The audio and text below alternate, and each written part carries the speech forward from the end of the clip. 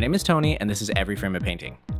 Today I'm going to switch things up a bit and talk about problem solving. One of the reasons I like filmmaking is that sometimes you have to design a solution to a particular stumbling block.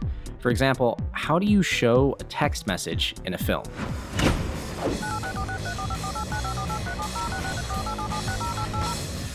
It's an interesting conundrum.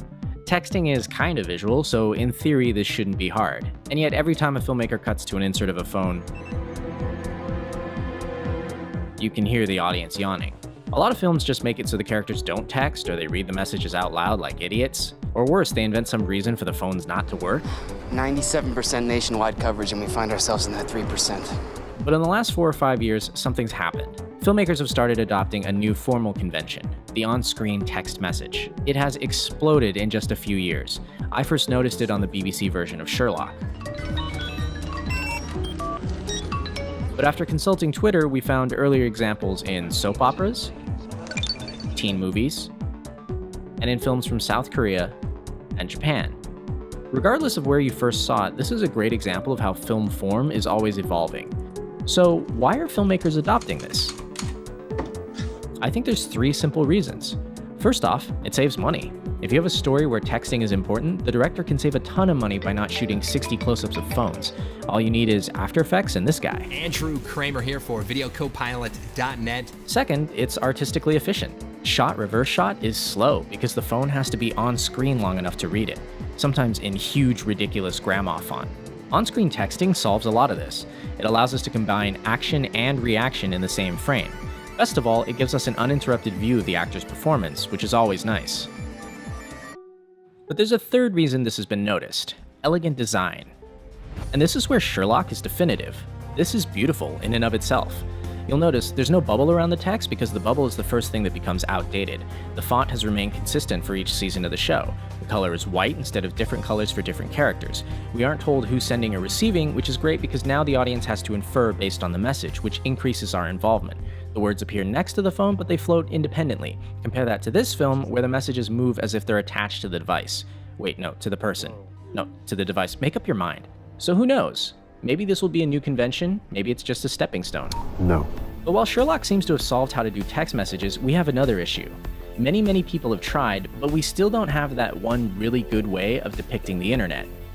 Some methods are not exactly cheap. Others are kinda inefficient. And others, well, you know.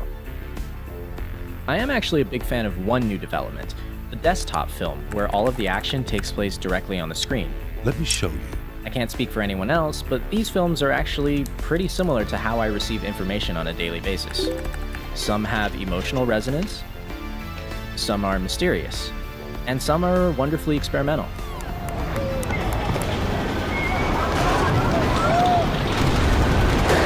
But if you really want to explore the cutting edge, there's only one place to go.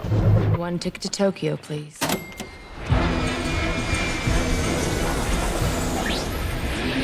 Where for the last 2 decades, animation has been coming up with wild and crazy ways to show the world online. Whether they be super flat and floating, or message board posts as inner titles, or plugging into a separate green online world. And there's a bunch of other fascinating possibilities that may or may not work in other films, but are really interesting just to consider. Even live-action films from Asian directors have tried this. Physical rooms where people chat, or an animated world within the cell phone. All of these are experiments, and some are honestly failures. But that's good because people are trying. And for once, this is a level playing field. You and I have as much of a chance of figuring out the solution as the next Hollywood film. For something like this, lack of money is an advantage. Remember, cheap, efficient, elegant. For all I know, the solution is already out there. A hacker. Hell, Sherlock may have figured it out. But in the meantime, I think it's nice to appreciate a small formal step in the right direction. This is proof that film form is not set in stone. People don't stop inventing this stuff. And right now, at least, I see a big problem we haven't solved yet. And a very level playing field for anyone who wants to go for it.